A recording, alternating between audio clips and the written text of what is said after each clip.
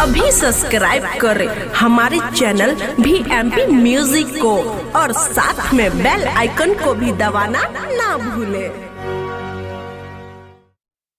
झुमका ले आइला पिया हो, झुलनी दे ले आइला, काहे ना ले आइला पिया हो, काहे ना ले आइला पिया हो, लीला डाके रे बिंदिया, काहे ना ले आइला पिया हो, लीला डाके रे बिंदिया।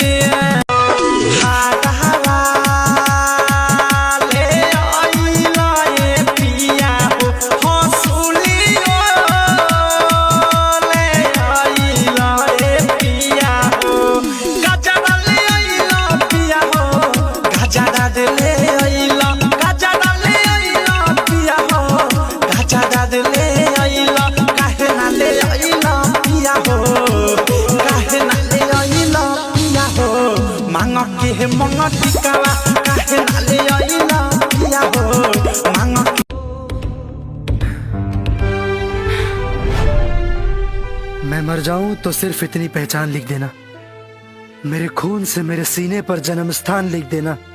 अगर कोई पूछे तुमसे स्वर्ग का रास्ता तो एक कागज के टुकड़े पर हिंदुस्तान लिख देना। बंद कर अपनी ये मोहब्बत की दास्तां, और अब हो जा मरने के लिए तैयार। तो बताइए इसका क्या किया जाए, मार दिया जाए या फिर छोड़ दिया जाए? चनवा तरैया उतलैया दे दी प्यार के गवाही, तोहरा के केहू नाही इतना ले चाही।